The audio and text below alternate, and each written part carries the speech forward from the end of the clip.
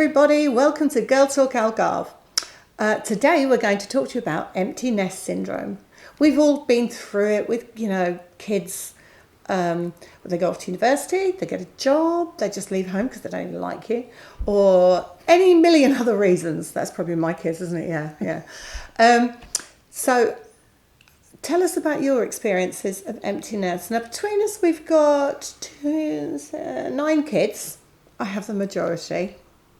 Don't ask me their names because I forget. I'll remember. I'll remember as time goes on. I'll remember.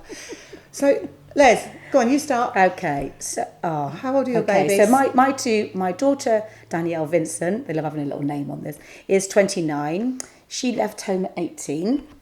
I still don't know to this day why she dashed out at 18 because she had a lovely home life, but wanted to be very independent. She was very independent. My daughter always, ever since she was a little girl, she was always very, very independent. So she got to 18 and that was it. She had a place at university but decided she didn't want to go. She wanted a job, she wanted to earn money, and to this day she has never asked me and her father for a penny, and she's 29, so I'm very, very proud of her. So she stood on her own 2 feet for 11 years now. She's married now with a baby. My son is 26. He also left home at 18. There's a pattern there.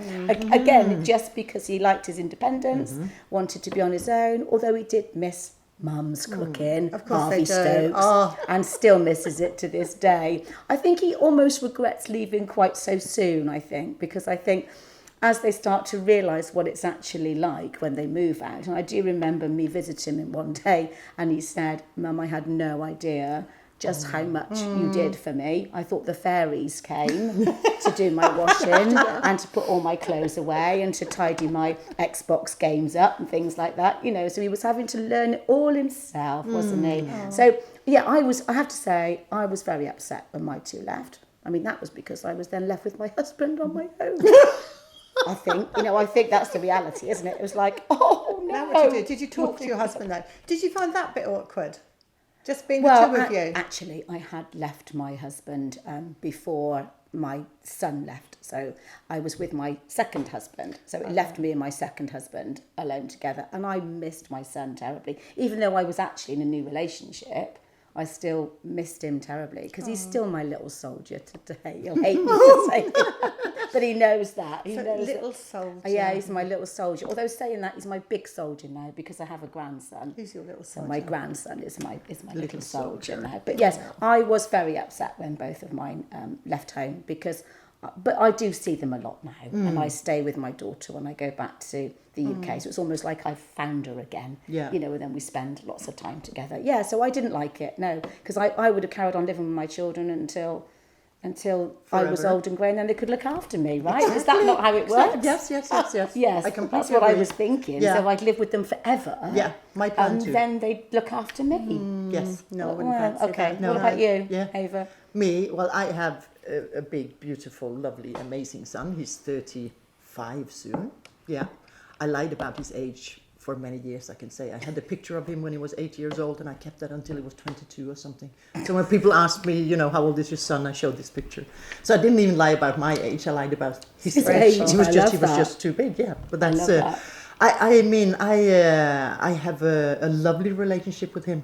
And he left when he was 18 as well. He found a little apartment, one of these studios where you live is 5 or 6 people together and have a kitchen together and stuff. And I thought I was all brave about it. I helped him do the packing and, the driving. And when he was moving in, we went early in the morning and there was a McDonald's close to where he was going to live. And they had breakfast. So we went in there for breakfast. And it just hit me that he was like leaving the house. So did you cry in front of him? Oh God, I started sobbing in McDonald's, all public. And 18 years old, Jasper, he was so embarrassed of me and was like, I just couldn't do it. Okay. That was terrible. It was absolutely terrible. Yes. Yeah. Since then, he has come back quite a few times though. Yes, and at the moment, he actually lives in my apartment in Copenhagen. Oh, fantastic. So he's come back. He's come back several times. And he's returned like a boomerang. Exactly. I wonder if dads feel the same that's a as good mums question. do? That's a good question for your dads out there. How did you feel the same? I guess for the dads, probably not as emotional as Maybe mums. they don't show it, because I think it's a bit of a stereotype, isn't it? That we are the emotional ones and they are not. But maybe they don't show I don't know. it. Maybe dads are different with their daughters because they're more worried about them. But dads with their sons are like, "Go on, son, Exactly. sow your wild oats." Exactly. Yes. Yeah, I remember true, when That's my true. son's father is very masculine. Yeah. He was in the army for many years, and my son was a free soul. I'm a free soul. So I remember once he was trying nail polish on. When they do that, and he liked your it. husband? My son. Oh, your My son. Yes. Okay. He was, I don't know, 4 or 5, and he was trying the nail polish, that's- and he had the nail that's polish okay. on I there. thought you meant when he was like in his late 20s No, or no, something. Okay, need to be clear here. Yeah. When he was a young boy, and his father, he was really upset about it. He was that's sure silly, he was isn't going it? to be denied to go into the army and have long hairs and become a hippie because he used the nail polish. So that was not a hit. So I think you're right. Right. The different with the boys, they just need to be men, whereas Yes. the girls. Yeah. So Dawn, 6 children. Yeah. Right. Let me think. It's going to take a while. Okay.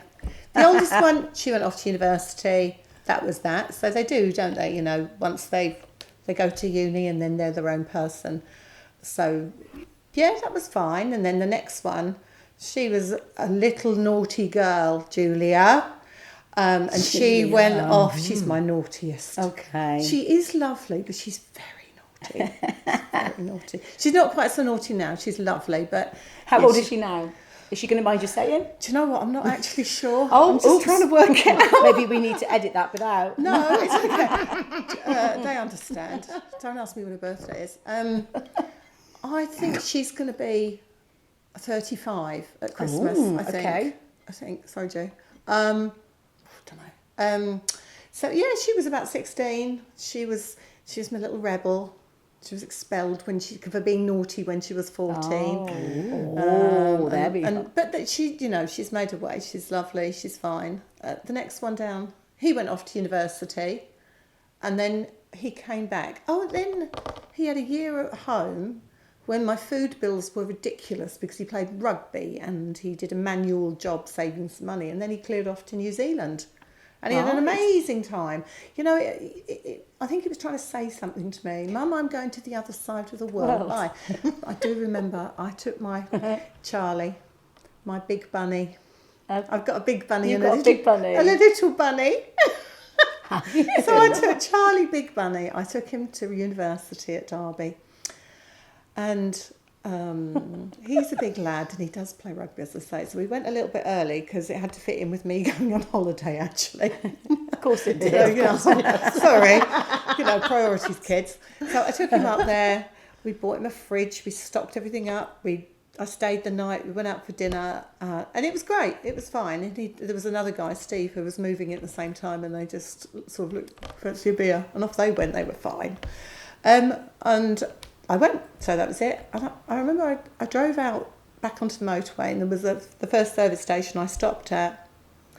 And you won't believe this, but a tear, just the one, escaped. Wow. I know. And I thought, oh my God, no, take some pills, I'll be fine. Dawn, I'm impressed. I know. Wow. Yeah, but that was Did it. shed a tear? I did. So that was the third one. That's 3. 4, she went off to work in, she was working in Spain and then in Russia. And she was very independent. So no, as long as they're all right, Yes. By the time it's your 4th year, 5th year, 6th year. Well, you're used to it, I expect, aren't you? I was going to say you don't really care, but maybe you're used to it. Yeah. And then Do apologise. and that they know. Another one went off to New Zealand. And she stayed there for a year or so. See, there's a pattern, isn't there? There is a pattern. Yeah, They're all it's trying to a get as pattern. far away from you, Dawn, as they possibly my can. little The bunny, world isn't big enough. my little baby bunny, my little Jim Jam, Yeah. he lives in Germany with his wife. Okay. So, but the weird thing is, in a few weeks, we're all going to be in the same country at the same time. Oh, wow. All going to be in England because they're coming over from New Zealand and Germany, and we're all going to get together, and it'll be really weird. Oh, that sounds fantastic. I might not recognise them, or remember their names, whatever. I mean, I do like them, but only really small doses. I love it when I get together with both of mine. It's just, it was I'm the so same. busy when they were all growing up, you know, and they always had extras. There was always someone extra for dinner. I mean, Charlie's got a friend, Jordan, who used to ring me up and say, Tom, what are you making for dinner tonight? Okay, all right. I'll just phone my mum, see what she's making, then I'll decide. Cheeky little monkey. Yeah. And other ones I love that, actually. Oh, Mum, That is cheeky. I like that. Very clever. Mum, there was another boy, Adam. Adam's mum's, he's had a row. Can he come and stay with us? Yeah. So you all had it. It sounded a little bit like the Waltons. Is it like the Waltons It was just at your house? Do you know the Waltons? no. on a Oh, Sunday morning. On a Sorry. Sunday morning after a rugby match the night before, and they'd been out to the Grizzly Den, our local nightclub. In the morning, everyone's mum knew that their kids would be somewhere on the floor in the snooker room, somewhere at our house. It used to be a little bit like that at our house. At least you know where they are. Yes, exactly. But no, I don't think I've ever suffered, honestly, from empty nest syndrome. I think I've had a little party in my heart each time one of them has left home. Not Well, even I'm with the complete last opposite. one. I mean, because that is really the empty nest, isn't No, it? because when the last one's gone. it was a bit awkward, I suppose, because James went off to university, and it was just at the same time he went to university, and I couldn't take him to university because it was on the same day as I was having my second chemo. Okay. So I couldn't go, fair and I was really Yeah. poorly then. So Yeah. basically, they used to come here. He came out to stay with me and look after me here when I was really poorly.